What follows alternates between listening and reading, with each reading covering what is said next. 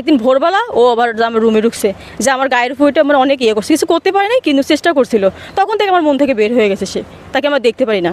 দর্শক, এই মুহূর্তে আমাদের ক্যামেরা স্ক্রিনে রয়েছে পথ শিশু আগুন, ভাইরাল শিশু যাকে বলে, আগুনের ফুপি। তো চলুন আমরা আগুনের ফুপির কাছ থেকে জানবো আসলে আগুন কি তার অরিজিনালি ফুপি কিনা আগুনের। তো চলুন আপা, আপনি কি আগুনের অরিজিনালি ফুপি? ফাইজলামি শুরু করছেন? আমি ইন্টারভিউ দিব না। না না, ফাইজলামি না, আপনি উত্তেজিত হন না। আসলে কি আপনি আগুনের ফুপি? জান এখান থেকে। না না, উত্তেজিত হওয়ার কিছু নেই। আপনি কি আগুনের ফুপি নিতেছে? ফাইজলামি শুরু করতে জান এখান থেকে। ইন্টারভিউ দিব না আমি। আপনি উত্তেজিত হন না আপু। ইন্টারভিউ দিব না, সরেন এখান থেকে, সবাই সরেন। না না, আচ্ছা দাঁড়ান, আপনি উত্তেজিত চাচ্ছেন কেন? ইন্টারভিউ নিতে আসছে ইউটিউবাররা।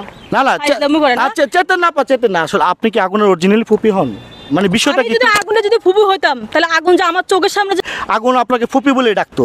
ফুপি বলে ডাকে, আমরা কাজের ক্ষেত্রে ফুপি, রিয়াল তো আমি ফুপি না। সে ওই যে আগুনের যে মামা, যে ফাজিলটা মানে যাই স্টেশন থেকে নিয়ে গেছিল আর কি, ওই ফাজিলটাই তো আমাকে আগুনের ফুপি বানাইছে, বেয়াদবটা। কি হয়েছে ঘটনাটা কি? আপনার ভিতর এত উত্তেজিত কেন? বিতর্কত ঘটনা কি একটু বলবেন, খোলাসা করবেন? সে এত বড় ফালতু একটা লোক, সে দিনের পর দিন মেয়েদেরকে নিয়ে ঘরের মধ্যে মিলামেশা করতো, আমাকেও খারাপ অফার দিছিল।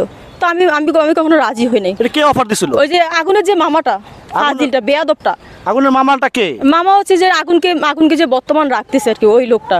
ওর নাম কি নাকি বাবু। আচ্ছা। বাবু এই কাজ করছে। সে হচ্ছে বিভিন্ন জায়গাতে মেয়ে এনে রাত কাটাতো, দিনে আমার চোখের সামনে এগুলো করতো। পরে আমি রাগারেগও করতাম এগুলো দেখে। পরে আমাকে অস্বীকার করতো, মানে আমাকে বিয়ে করতে চাইছিল আর কি, সেজন্য ওগুলো অস্বীকার করতো। আমি নিজে একদিন হাতে নাতে দেখছি যে রুমের ভিতর একটা মেয়ে আরও শুয়ে রয়েছে। পরে আমি যে রাগারেই করছি, পরে আমাকে বৃষ্টি, আমি তো তোমার এই বিয়ে করবো, তো মানে শুটিং করতে আসছি, সে তার সাথে আমার কিছু হয় নাই। কিন্তু আমি নিজের চোখে দেখছি, একই রুমে একই বিছানায়। নিজের চোখ কি কখনো অস্বীকার করতে পারবো? আপনারাই বলেন তো।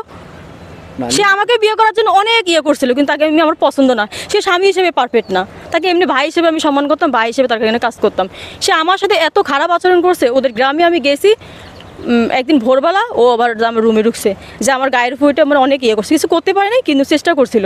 তখন থেকে আমার মন থেকে বের হয়ে গেছে সে, তাকে আমরা দেখতে পারি না। আগুন কমলাপুর স্টেশনে তিনি ওই যে কি ঠোঙ্গায় করে ওগুলো কী খায়, রেন্ডি না ডেন্ডি আমি সঠিক বলতে পারি না, ওগুলো খেত। সেখান থেকে কিন্তু বাবু কিন্তু তাকে আশ্রয় দিয়েছে বাবুর বাসায়, এবং ভালো ভালো পোশাক কিনে দিত, ভালো ভালো জামা কাপড় কিনে দিত, বাবুর সাথে তিনি থাকতো, কাজ করতো। আমরা তো কখনো এই ধরনের কথা শুনিনি যে আসলে কি বাবুর মারফত কারণে আগুন বা কোনো খারাপ লাইনে যাচ্ছে বা কোনো কিছু হচ্ছে, এই ধরনের কোনো কিছু তো আমরা শুনতে পাইনি। আপনি তো নিজের চোখে দেখেন, নিজের চোখ থেকে আমি দেখছি, তাই আমি জানি সে কি কি করছে আগুনের সাথে, সেটা আমি জানি। সে একটা স্বার্থপর, সে টাকা ছাড়া স্বার্থ ছাড়া কিছুই বোঝে না, বুঝছেন? সবাইদেরকে আমি জানিয়ে দিচ্ছি, সে লোক কেমন একটা স্বার্থপর। সে আগুনকে নিয়ে যেতে তার স্বার্থের জন্য, তাকে দিয়ে কন্টেন্ট বানাতো, তাকে দিয়ে ভিডিও বানাতে বিভিন্ন, আপনারা সবাই জানেন। ও ছাড়া তার পেজ হচ্ছে একদম অন্ধকার, মানে 0 পয়েন্ট, মানে ও ছাড়া। কারণ ও কদিন ছিল না, ও স্টেশনে সারাদিন 24 ঘন্টা।